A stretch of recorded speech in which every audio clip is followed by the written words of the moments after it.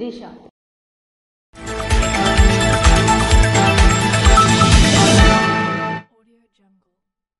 ప్రస్తుత ఖరీఫ్ సీజన్ వరి నాట్ల వ్యవసాయ పనులు జరుగుతున్న దృష్ట్యా రైతులకు ఇబ్బందులు లేకుండా ఎరువులు పంపిణీ జరగాలని జిల్లా కలెక్టర్ అధికారులను ఆదేశించారు. ప్రస్తుత ఖరీఫ్ సీజన్ వరి నాట్ల వ్యవసాయ పనులు జరుగుతున్న దృష్ట్యా రైతులకు ఇబ్బందులు లేకుండా ఎరువులు పంపిణీ జరగాలని జిల్లా కలెక్టర్ స్వప్నిల్ దినకర్ వ్యవసాయ అధికారులను ఆదేశించారు. స్థానిక అంబేద్కర్ ఆడిటోరియంలో వ్యవసాయ సంచాలకులు, వ్యవసాయ అధికారులు, గ్రామ వ్యవసాయ సహాయకులు, సొసైటీ ప్యాక్ సీఈఓలతో కలిసి రైతులకు ఎరువుల సరఫరాపై జిల్లా స్థాయి సమీక్ష సమావేశాన్ని శుక్రవారం నిర్వహించారు. జిల్లాలో ప్రస్తుతం అందుబాటులో 2400 మెట్రిక్ టన్నుల యూరియా గోడౌన్లో నిల్వలు ఉన్నాయని, తక్షణమే ఆయా రైతు సేవా కేంద్రాలకు, ప్రాథమిక సహకార పరపతి కేంద్రాలకు, ప్రైవేట్ ఎరువుల దుకాణాలకు, హోల్సేల్ ఎరువుల దుకాణాలలో సరఫరాకు సిద్ధంగా ఉంచినట్లు తెలియజేశారు. ప్రభుత్వ ధరకు రైతుకు అందించేందుకు పక్కా ప్రణాళికాబద్ధంగా చర్యలు చేపట్టాలన్నారు. ప్రైవేట్ ఎరువుల దుకాణాలలో కృత్రిమ ఎరువులు కొరత రాకుండా తనిఖీలు నిర్వహించాలని సూచించారు. ఈ కార్యక్రమంలో జిల్లా joint collector Farman Ahmed Khan, trainee సహాయ కలెక్టర్ పృథ్వీరాజ్ కుమార్, జిల్లా వ్యవసాయ సంయుక్త సంచాలకులు త్రినాల్ స్వామి, ప్రైవేట్ ఎరువుల దుకాణాల యజమానులు తదితరులు పాల్గొన్నారు. అక్రమంగా తరలిస్తున్న గంజాయిని ఇచ్చాపురం పోలీసులు పట్టుకున్నారు. శ్రీకాకుళం జిల్లా ఇచ్చాపురం రైల్వే స్టేషన్ వద్ద 2 వ్యక్తులు అక్రమంగా తరలిస్తున్న 6.6 కేజీల గంజాయిని స్వాధీనం చేసుకున్నామని ఇచ్చాపురం సీఐ చిన్నంనాయుడు తెలియజేశారు. ఒడిశా నుంచి బెంగళూరుకు తరలిస్తున్న 2ని అదుపులోకి తీసుకుని కేసు నమోదు చేసి రిమాండ్కు తరలిస్తున్నట్లు సీఐ చిన్నంనాయుడు తెలిపారు.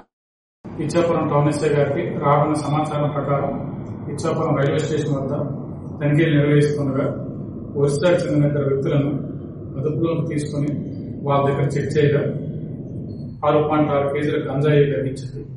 అప్పుడు వాళ్ళ ఐడెంటిటీ అడగగా ఒక అతని పేరు ప్రశాంత్ కుమార్ పాడి, రెండవ వారు కందుల పౌర్ణచంద్ర సేనాపతి.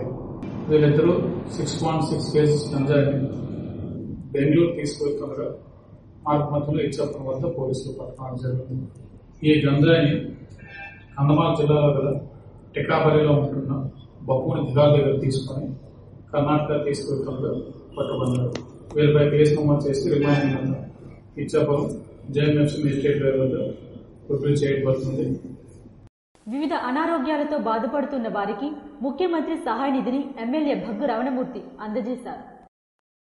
శుక్రవారం పోలాకి మండలం కత్తిరివానపేట క్యాంపు కార్యాలయంలో వివిధ అనారోగ్యాలతో బాధపడుతున్న 3 వ్యక్తులకు 33,44,010 రూపాయలు ముఖ్యమంత్రి సహాయ నిధిని ఎమ్మెల్యే భగ్గు రమణమూర్తి అందజేశారు. ఈ సందర్భంగా ఎమ్మెల్యే మాట్లాడుతూ సీఎం చంద్రబాబు నాయుడు గొప్ప మానవత్వం కలిగిన వ్యక్తి అని, అన్ని విధాలుగా సహకరిస్తుండడం గొప్ప విషయమని పేర్కొన్నారు. సీఎం రిలీఫ్ ఫండ్ ద్వారా ఎందరో పేదలకు మెరుగైన వైద్య సదుపాయాలు అందుతున్నాయని ఎమ్మెల్యే భగ్గు రమణమూర్తి అన్నారు.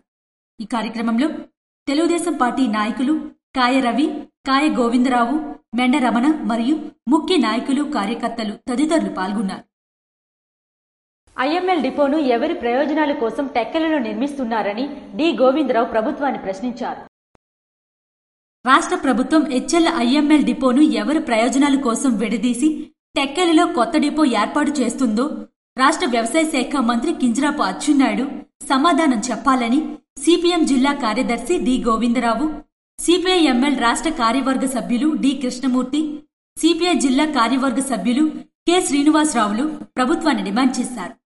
హెచ్ఎల్ ఐఎంఎల్ డిపోను విడదీయవద్దని కోరుతూ గురువారం శ్రీకాకుళంలో వామపక్షాలు, ఉద్యోగ, కార్మిక, రైతు, మహిళా ప్రజా సంఘాల ఆధ్వర్యంలో ఆర్ఎండ్బి బంగ్లా నుంచి ప్రదర్శనగా కలెక్టర్ ఆఫీస్కు వెళ్లి ధర్నా నిర్వహించి అనంతరం కలెక్టర్కి మహారాయబారం నిర్వహించారు.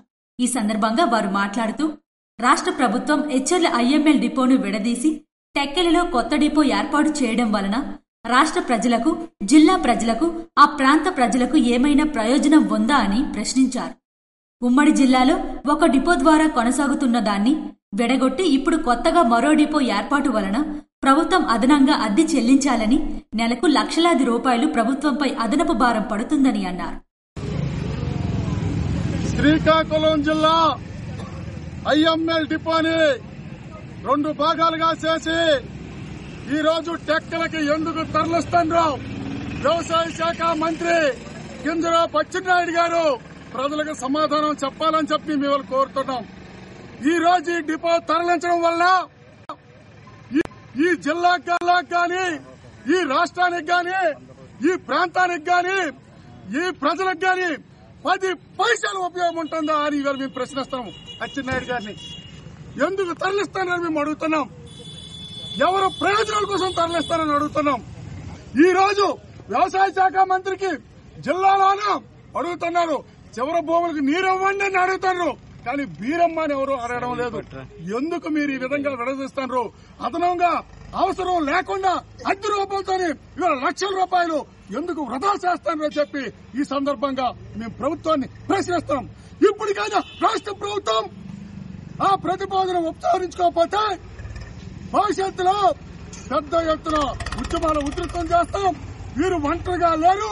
వీళ్ళకి మద్దతుగా ఈ జిల్లాలో ఉండే ఉద్యోగ కార్మిక సంఘాలతో పాటు వామపక్షాలు, ప్రజా సంఘాలన్నీ కూడా మద్దతున్నాయి.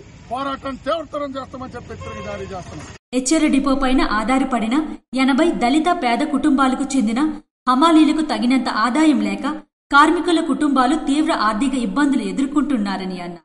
మంత్రి అచ్చెన్నాయుడును జిల్లా ప్రజలు చివర భూములకు నీరు ఇమ్మని అడుగుతున్నారు తప్ప వీరు అడగడం లేదని ఎద్దేవా చేశారు. ఈ కార్యక్రమంలో సిఐటియు జిల్లా అధ్యక్ష ప్రధాన కార్యదర్శులు CH Ammannaidu, P Tejeswara Rao, CPI జిల్లా నాయకులు సంతోష్, వివిధ కార్మిక, రైతు, ప్రజా సంఘాల నాయకులు తదితరులు పాల్గొన్నారు. దేశం కోసం ప్రాణాలర్పించే సైనికుల త్యాగాలు మరవలేనివని శ్రీకాకుళం శాసనసభ్యులు గొండుశంకర్ అన్నారు. దేశం కోసం ప్రాణాలు అర్పించే సైనికుల త్యాగాలు వెలకట్టలేనివని, దేశ ఐక్యత, సమగ్రత, సమైక్యత కాపాడేందుకు అందరూ కలిసికట్టుగా కృషి చేస్తున్నా ఇందులో సైనికుల త్యాగాలు మరవరావని శ్రీకాకుళం శాసనసభ్యులు గొండుశంకర్ అన్నారు. శుక్రవారం శ్రీకాకుళం నగరంలో మాజీ సైనికుల సంక్షేమ సంఘం ఆధ్వర్యంలో కార్గిల్ దివస్ ముందస్తు సామాజిక సేవా కార్యక్రమంలో భాగంగా మెగా రక్తదాన శిబిరం నిర్వహించారు. ఈ కార్యక్రమానికి ముఖ్య అతిథిగా పాల్గొన్న శ్రీకాకుళం శాసనసభ్యులు గొండుశంకర్ ప్రారంభించి ఆయన మాట్లాడుతూ, భారత సైనికుల త్యాగాలు గుర్తుగా ప్రతి ఏటా జూలై 26న కార్గిల్ విజయ్ దివాస్ ఎంతో ఘనంగా దేశవ్యాప్తంగా జరుగుతాయని, వీరుల సంస్మరణ దేశానికి అందించే సేవలు కొనియాడతారన్నారు. District ex service man federation Srikakulam వారు ఇక్కడ కిమ్స్ వారి సహాయంతో పెద్ద ఎత్తున బ్లడ్ డొనేషన్ క్యాంపు ఇక్కడ కండక్ట్ చేశారు. ఆ రోజు కార్గిల్ మన యుద్ధం విజయంలో మన భారతదేశానికి ఎంతో ఒక పెద్ద మైల్ స్టోన్ అది.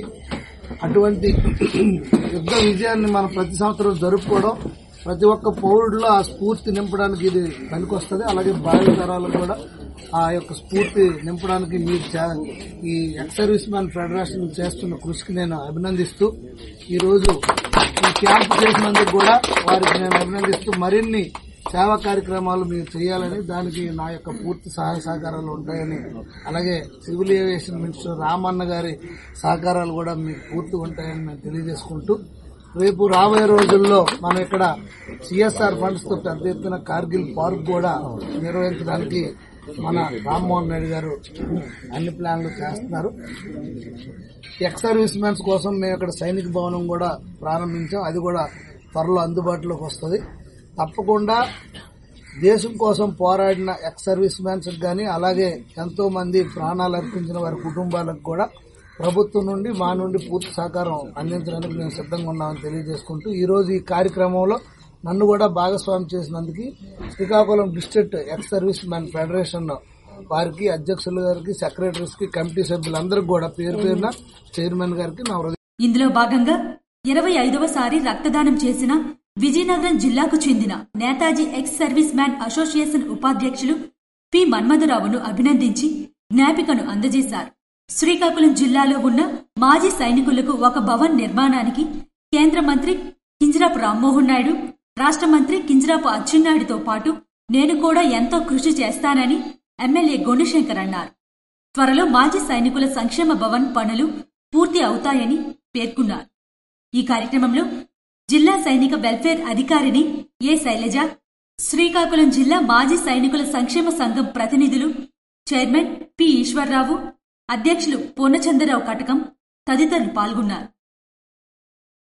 శ్రీకాకుళం నగరంలోని మెడికవర్ హాస్పిటల్లో వరల్డ్ ఐవీఎఫ్ డేను శుక్రవారం నిర్వహించారు.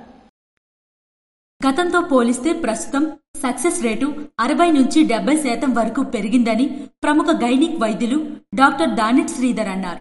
నగరంలోని సింహద్వారం వద్ద ఉన్న మెడికవర్ ఆసుపత్రిలోని డాక్టర్ దానెట్ శ్రీధర్ ఆధ్వర్యంలో వరల్డ్ ఐవీఎఫ్ డేను శుక్రవారం నిర్వహించారు. ఈ సందర్భంగా ఆసుపత్రికి వచ్చిన గర్భిణీలతో మాట్లాడుతూ వంధ్యత్వంతో పోరాడుతున్న కుటుంబాలకు ఆశను కలిగించే పునరుత్పత్తి వైద్యంలో పురోగతిని సాధించడమే తమ లక్ష్యమన్నారు. 1978లో జూలై 25న లండన్లో ఐవీఎఫ్ ద్వారా లూయిస్ బ్రెయిన్ అనే శిశువు జన్మించిందన్నారు. ఈ తర్వాత ఐవీఎఫ్ అంటే వెలుగులోకి వచ్చిందని వివరించారు. ప్రస్తుతం ప్రపంచవ్యాప్తంగా సుమారు 80 లక్షల మంది టెస్ట్ ట్యూబ్ బేబీస్ ఉన్నారని పేర్కొన్నారు. తాను శ్రీకాకుళంలో 2011లో ఐవీఎఫ్ సెంటర్ను ప్రారంభించానని, 2012లో నవనీత్ అనే బాబును టెస్ట్ ట్యూబ్ బేబీ ద్వారా జన్మనిచ్చానన్నారు. ఉత్తరాంధ్ర జిల్లాల నుంచి తన వద్దకు ఎందరో తల్లులు వ్యయ ప్రయాసలు గూర్చి వస్తున్నారని, వారికి అతి తక్కువ ఖర్చుతో ఐవీఎఫ్ చేయడమే తన ముఖ్య ఉద్దేశమని తెలిపారు.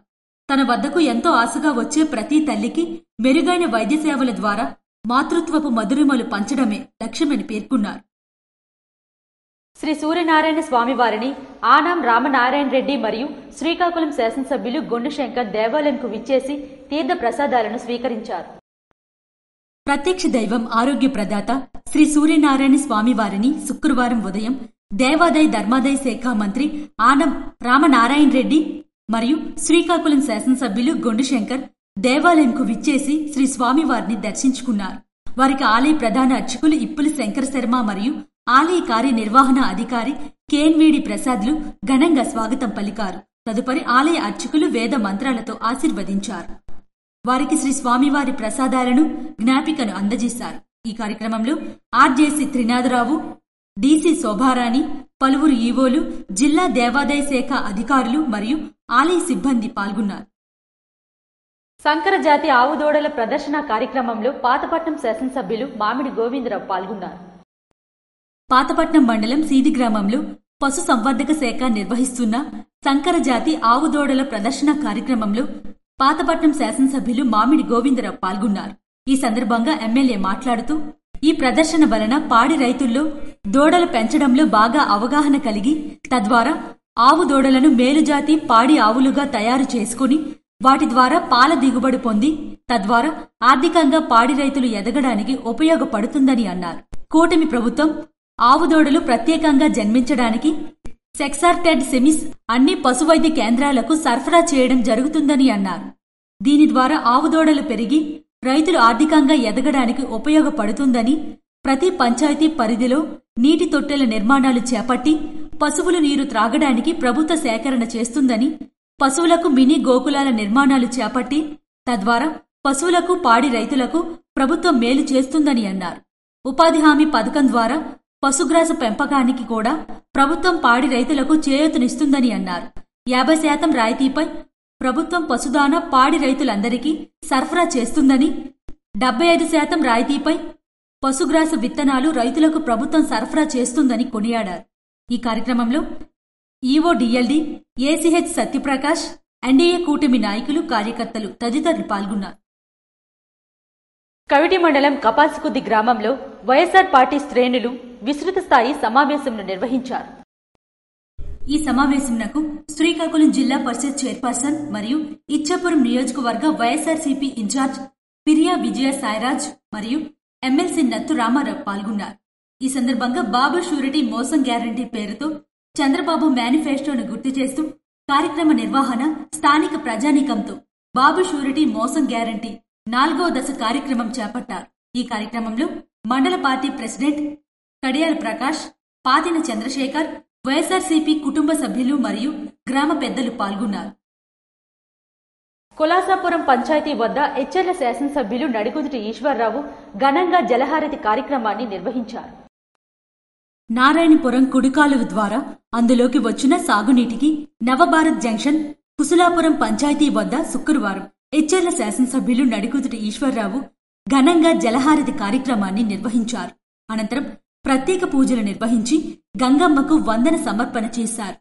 ఏళ్ల తరబడి అన్నదాతల ఎదురుచూపులు ఫలించడంతో వారంతా ఎమ్మెల్యేకు ప్రత్యేక కృతజ్ఞతలు తెలియజేశారు. ఈ కార్యక్రమంలో ప్రజాప్రతినిధులు, రైతులు, అధికారులు, స్థానిక నాయకులు, పెద్ద సంఖ్యలో పరిసర గ్రామ ప్రజలు పాల్గొన్నారు. నరసన్నపేట తహసీల్దార్ కార్యాలయంలో ప్రభుత్వం చేపడుతున్న P4 కార్యక్రమంలో భాగంగా నిర్వహించిన వీడియో కాన్ఫరెన్స్ లో ఎమ్మెల్యే భగ్గు రమణమూర్తి పాల్గొన్నారు. ఈ సందర్భంగా ఎమ్మెల్యే మాట్లాడుతూ పేదలకు ఈ పథకం ఎంతగానో ఉపయోగపడుతుందని, P4 కార్యక్రమం ద్వారా పేద కుటుంబాల సాధికారత లక్ష్యంగా కూటమి ప్రభుత్వం అండగా నిలుస్తుందని అన్నారు. ఇతర రాష్ట్రాల్లో, దేశాల్లో స్థిరపడిన తెలుగు వారందరూ ఈ కార్యక్రమంలో మమేకమై నియోజకవర్గం మరియు రాష్ట్ర అభివృద్ధికి తమ వంతు సహాయ సహకారాలు అందిస్తారని పిలుపునిచ్చారు. ఈ కార్యక్రమంలో తహసీల్దార్, ఎంపీడీఓ మరియు స్వర్ణాంధ్ర విజన్ 2047 టీం తదితరులు పాల్గొన్నారు. ఇవి ఈనాటి వార్తలు. మరిన్ని వార్తలతో మళ్ళీ కలుద్దాం. చూస్తూనే ఉండండి SS న్యూస్.